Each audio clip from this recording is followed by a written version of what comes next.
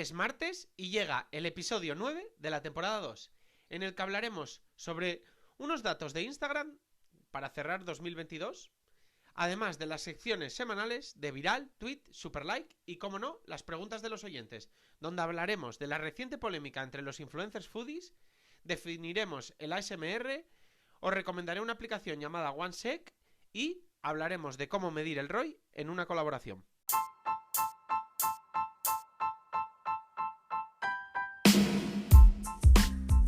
Hola, soy Iván Blanco y esto es Marketing de Influencers, un programa perfecto para todo tipo de profesionales, desde aspirantes a influencers, pasando por influencers, creadores de contenido, marcas, emprendedores y por supuesto todo tipo de profesionales del marketing. Aquí desterraremos mitos y prejuicios que existen contra este sector, explicaremos cómo llevar estrategias de marketing de calidad trabajando con ellos y hablaremos de temas de actualidad. No olvidéis suscribiros en cualquier plataforma de podcasting para estar atentos a nuevos episodios y dejar 5 estrellas si me escucháis desde Spotify. Abrocharos los auriculares, que comenzamos.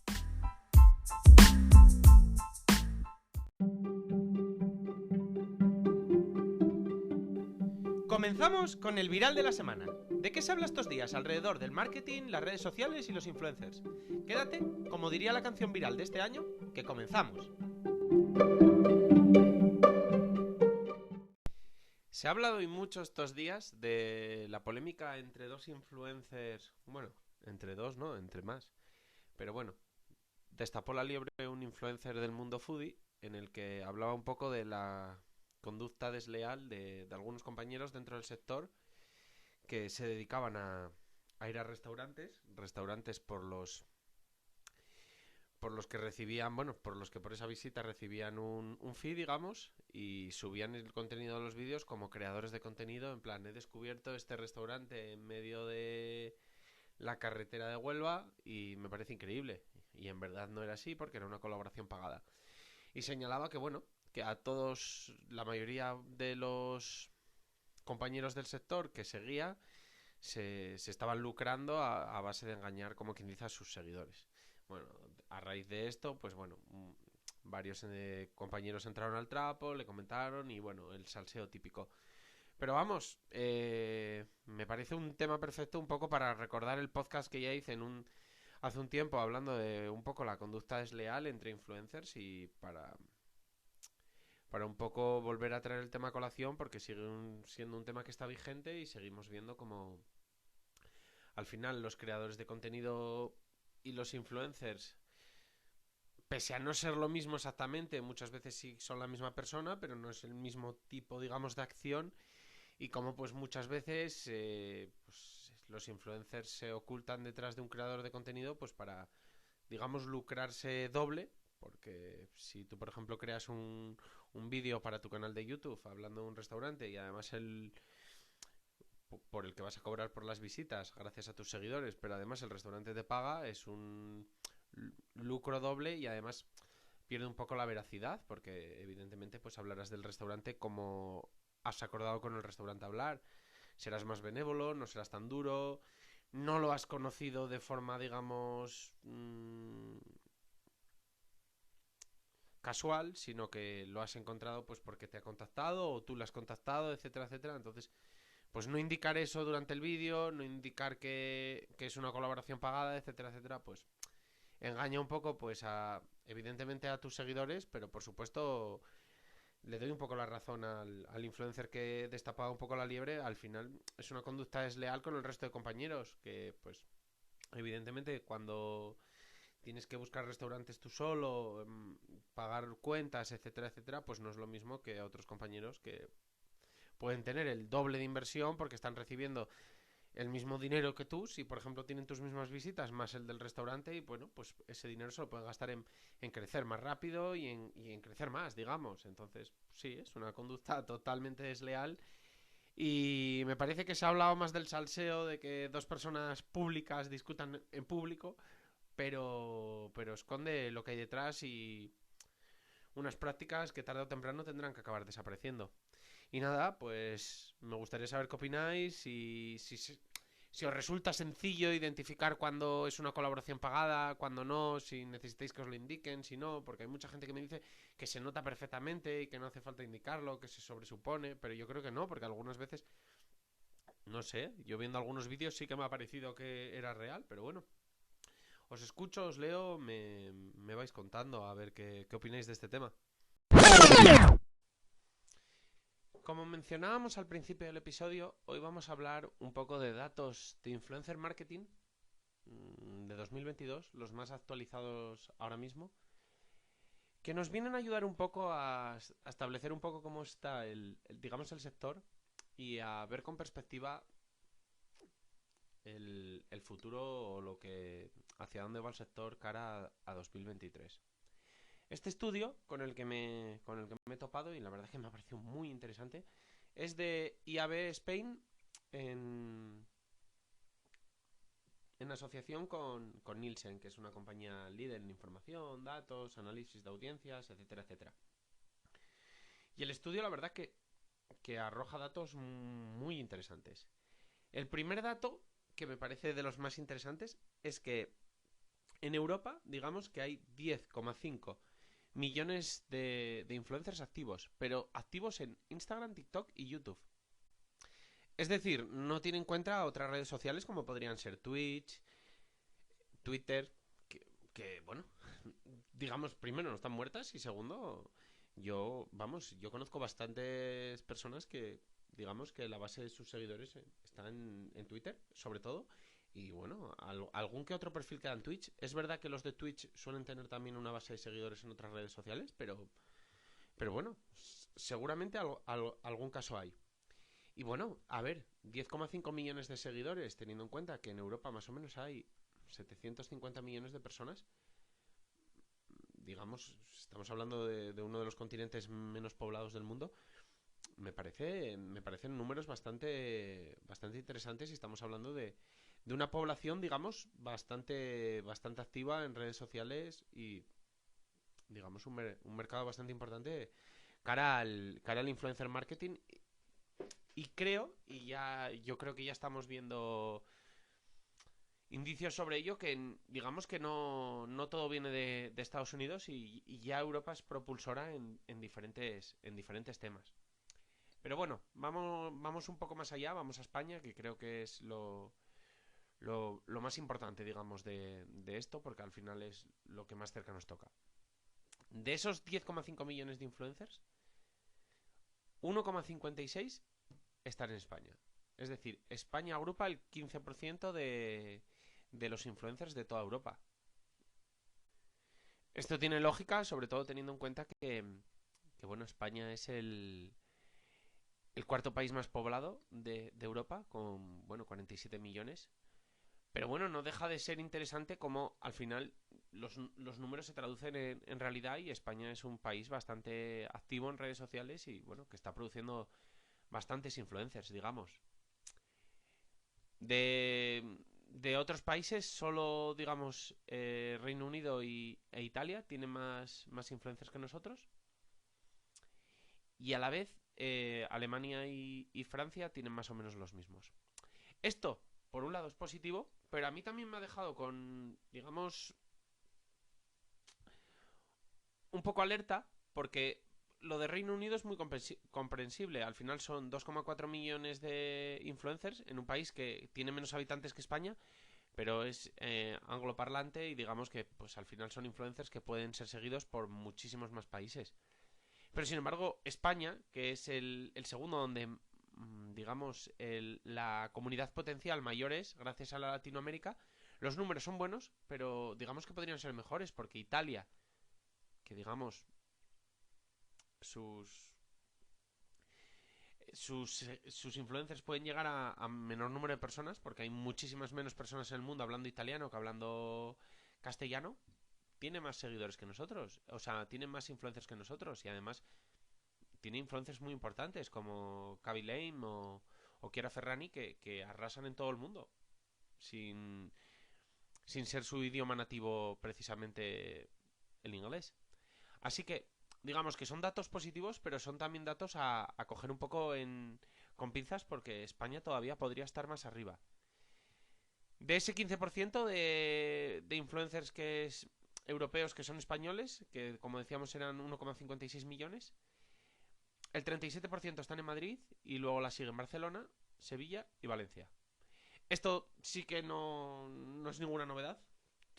Casi todo el mundo del sector y cualquier persona sabría que los influencers se agruparían sobre todo en Barcelona y Madrid, y sí que en los últimos años se ha visto como Madrid está más arriba más que nada un poco por interés de la ubicación. En Madrid es donde se celebran más eventos, es donde digamos más movimiento hay entre influencers, y al final si eres un influencer es el lugar de España donde más te interesa vivir. Y nada, luego lo de Valencia y Sevilla pues al final es lo normal porque son dos de las ciudades más pobladas del resto de España. En cuanto al...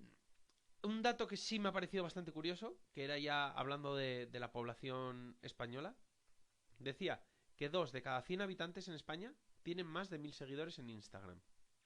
Este dato primero me pareció curioso, pero luego entré en mi Instagram y miré, bueno, pues a amigos y conocidos que tengo cercanos y personas no ni influencers ni para nada tampoco demasiado activas en redes sociales. Y sí que es verdad que gran mayoría de ellos, si no tienen 1000 seguidores, están cerca o los sobrepasan ampliamente, pero al final digamos que es una cifra bastante común. Y esto, a diferencia de lo otro, sí que me deja claro que es que en España es un país bastante activo.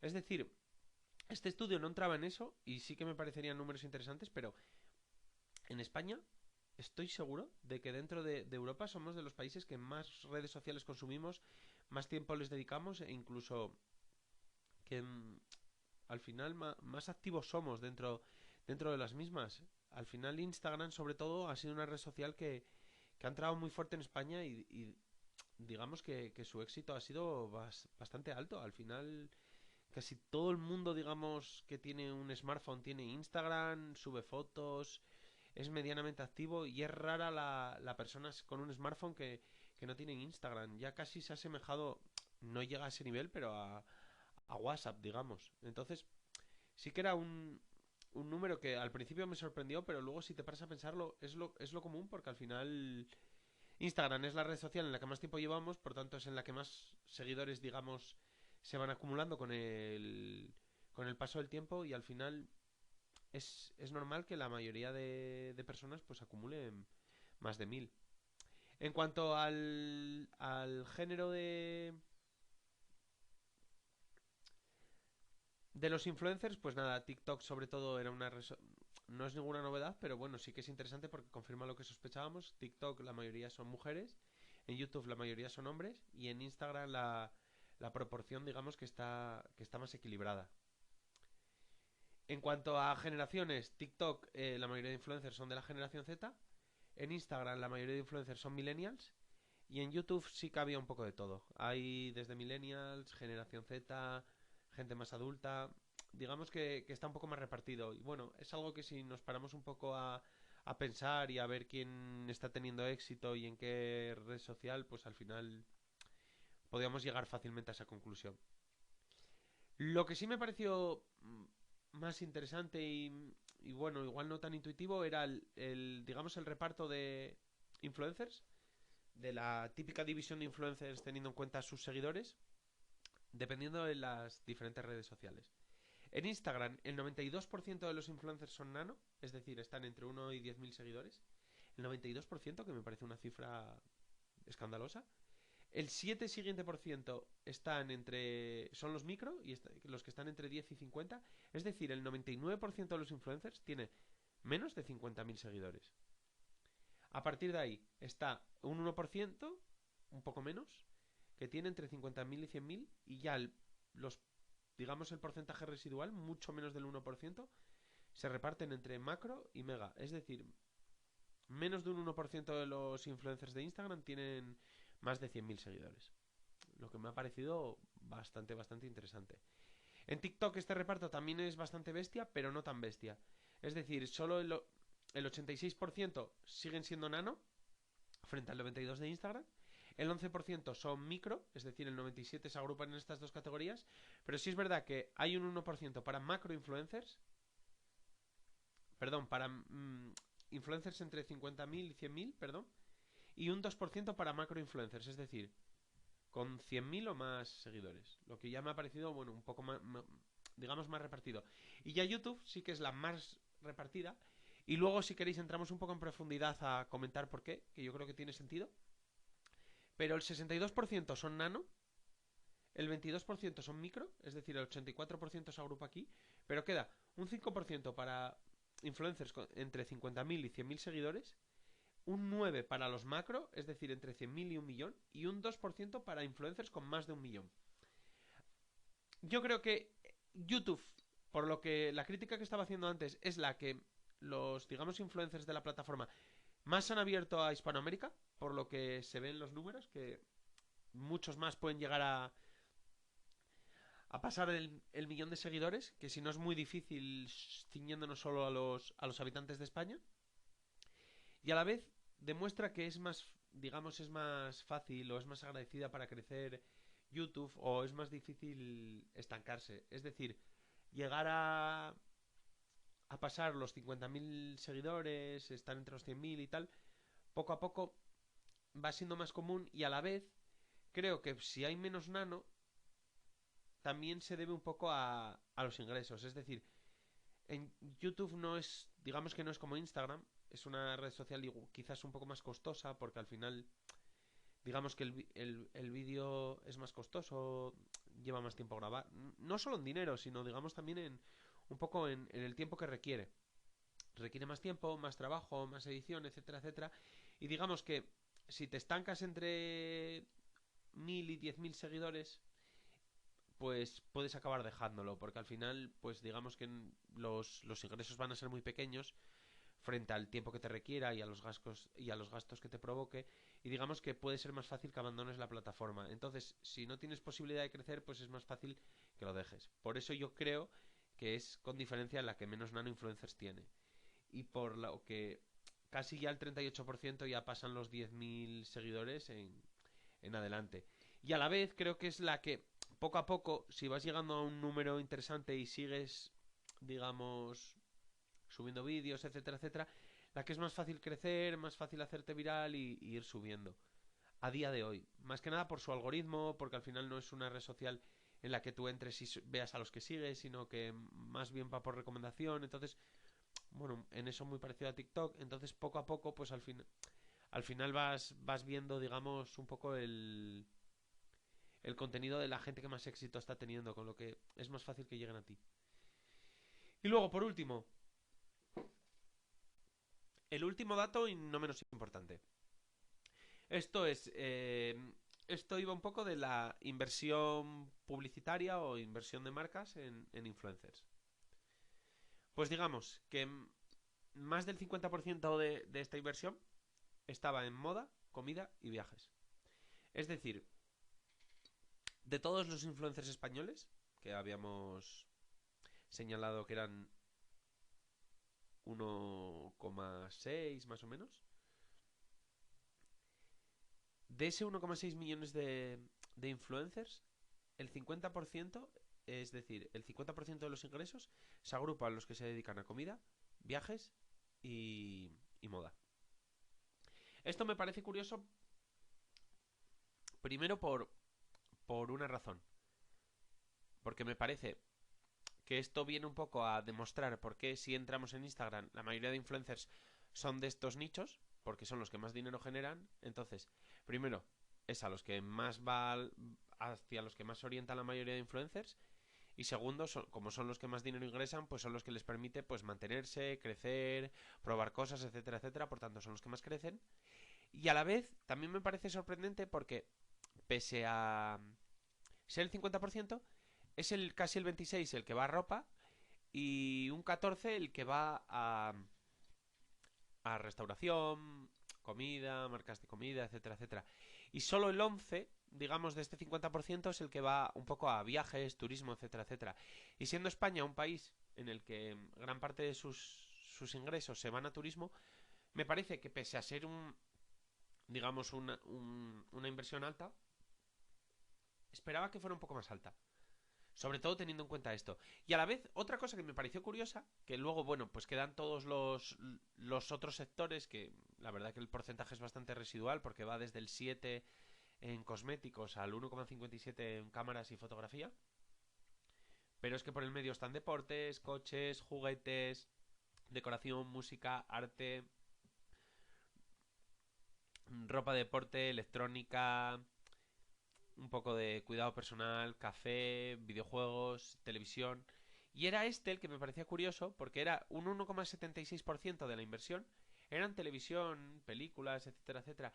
Y me parecía curioso porque en otro estudio que estuve mirando recientemente, Netflix era la plataforma que más veces había sido mencionada en el influencer marketing en España en 2022. Entonces me parecía curioso porque una de dos, o es la única que invierte, que creo que no, porque yo he visto como también Prime Video, por ejemplo, invertía, y Disney, por ejemplo, sino que al ser tan pocas, se nota como, digamos que el pastel aún así es pequeñito. Y claro, digamos que en otras como moda, mira, Zara era la segunda, después de Netflix, en moda no solo era Zara la segunda, sino que vienen muchas más detrás y al final hay, digamos que es un goteo pequeñito, pero al final es el que acaba acaparando toda la inversión. Y bueno, pues esto es todo, estos son los datos y bueno, pues esto nos puede ayudar un poco a orientarnos hacia dónde va 2023, qué red social nos interesa más, en el caso de que seamos influencers, qué nicho, hacia dónde orientarnos, incluso si somos marcas un poco ver cómo está reaccionando el sector e incluso cómo está la competencia en el mismo. Así que nada, contadme qué os parece, si algún dato os ha sorprendido, si la mayoría os los imaginabais o bueno, las impresiones que os ha generado todos estos datos.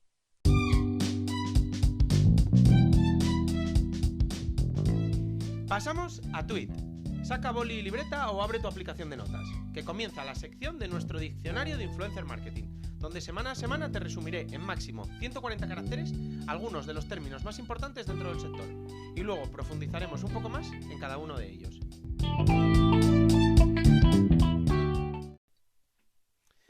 Hoy vamos a describir la palabra, las siglas ASMR.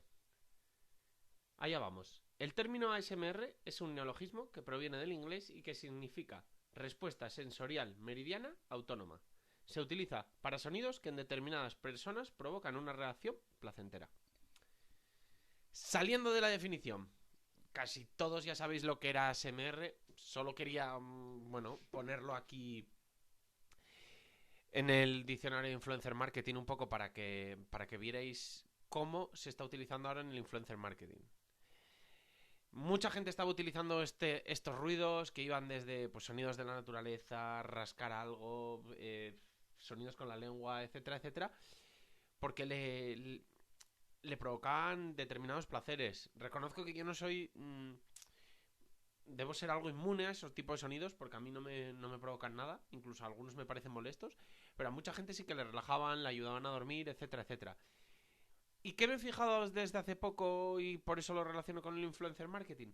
Que han surgido muchos vídeos de influencers dentro de Instagram y TikTok que se aprovechan de estos sonidos para, lo que me ha parecido, la verdad, una genialidad para hacer su propio contenido. Es decir, se aprovechan de estos sonidos en una receta, en un unboxing, en determinadas cosas en las que normalmente se ponía una música porque eran resultados, digamos, desagradables. Abrir una caja con un cúter para hacer un unboxing no era un sonido que soliese quedar bien en vídeo, por tanto normalmente pues recurrían a poner una música de fondo. Pero ahora intentan, como quien dice, subir el volumen de esos sonidos y aprovecharlos pues un poco con las técnicas de ASMR, quedando vídeos, además, como sí que es verdad que quedan como muy limpios y tienen, pese a que yo me considero inmune, un poder de atracción mayor, así que me ha parecido de verdad muy buena idea.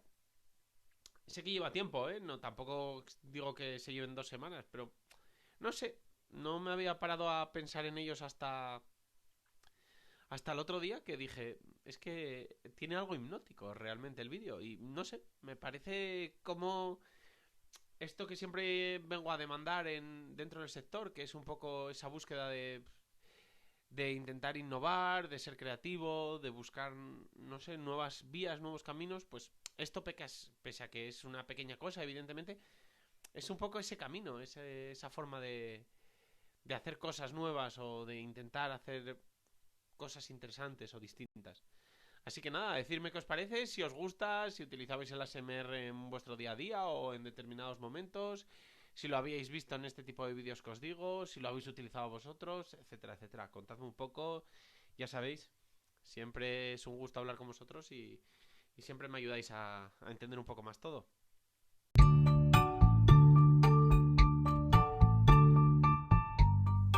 Otro super like, una semana más. Aplicaciones, webs, perfiles de influencers, de creadores de contenido, una película, series, libros. Cada semana una recomendación intentando aportar valor en tu carrera profesional o en tu vida en general. En la recomendación de hoy os traigo una aplicación un poco distinta, un poco curiosa. La aplicación se llama OneSec, está para iOS y en Android es todavía una beta. Y es una aplicación que tiene tres modos, digamos que uno más débil, uno normal y uno más fuerte, que simplemente se diferencian por el tiempo, que lo que hace es añadir un tiempo a las típicas aplicaciones que abrimos sin pensar, digamos. Por ejemplo, Instagram, por ejemplo, TikTok. Es decir, cuando estamos en la cola de la compra, cuando nos subimos al bus o tenemos un minuto, o incluso cuando estamos viendo la tele, parece que por inercia ya pulsamos todo el rato en esas aplicaciones. Por tanto, hace que tarden en abrirse con lo que por ello es tedioso y evita que lo hagamos tanto. Parece una tontería, pero en gente que lo he visto, son aplicaciones que podemos llegar a pulsar entre 50 y 60 veces al día, para a veces estar un minuto, pero además sumar minutos en ese día. Por tanto, es útil, es interesante, la podemos configurar para las aplicaciones que queramos, el tiempo que queramos, lo que os dije, entre débil, medio y fuerte, y de verdad que es curiosa y creo que ayuda mucho a este uso un poco compulsivo, digamos, de este tipo de aplicaciones en el que a veces entramos de modo pasivo, ni siquiera nos fijamos en lo que estamos haciendo, por inercia total, no sé. Me parece curiosa, me parece útil. Yo la he puesto, me ha sorprendido bastante, también me ha desesperado bastante alguna vez que necesitaba entrar rápido en alguna aplicación y realmente he dicho, ¿por qué estoy haciéndome esto a mí mismo? Pero realmente es que tiene sentido que me lo haga. Así que nada, os la recomiendo fervientemente y contarme si la instaláis, contarme si os pasa, si os habéis dado incluso cuenta de que entráis a algunas aplicaciones por simple inercia y bueno, ¿qué pensáis de todo esto?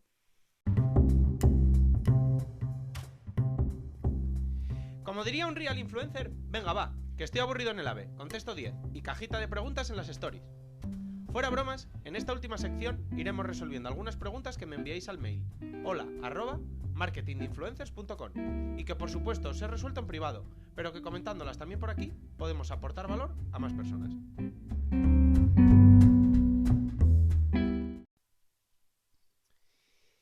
La pregunta de esta semana es complicada. Me contactaba una marca para preguntarme un poco cómo medir el ROI, el retorno de inversión, de una campaña con influencers. Esta pregunta no es sencilla. Primero por... Lo más sencillo hasta ahora... Bueno, lo más sencillo de la pregunta, digamos, va a ser el ROI.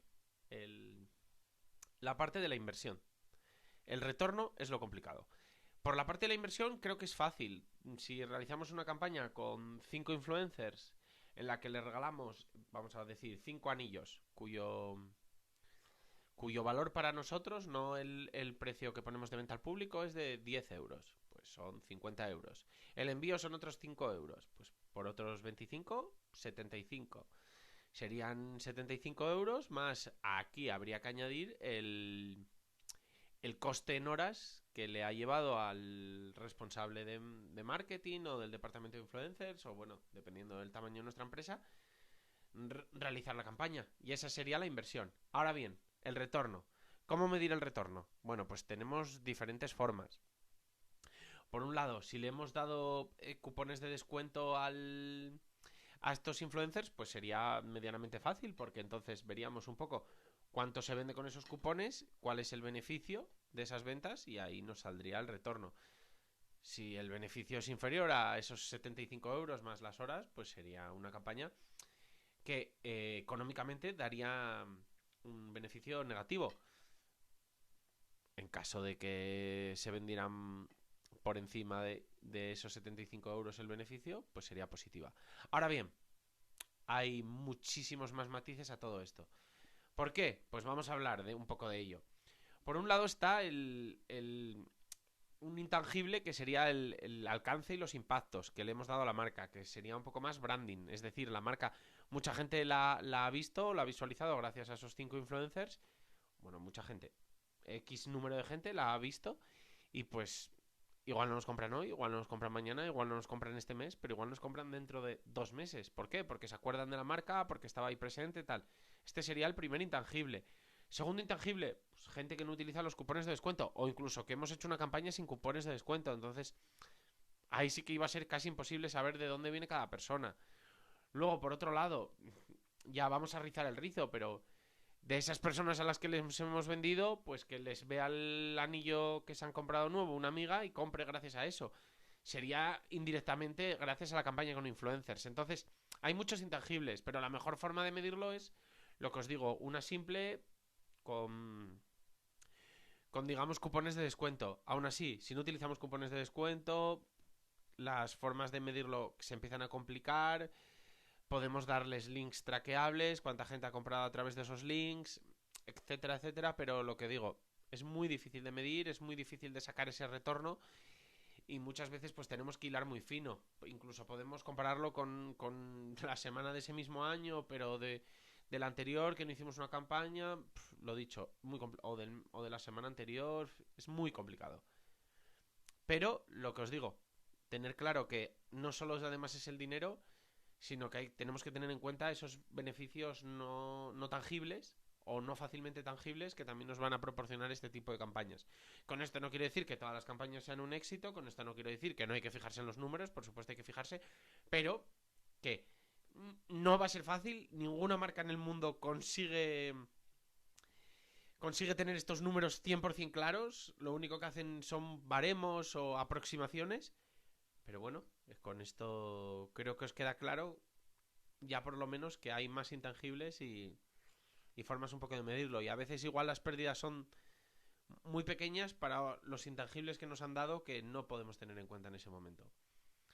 Así que nada, os escucho, os leo, contadme cómo lo medís vosotros, si lo habéis medido, qué os parece lo que os he contado, etcétera, etcétera, etcétera.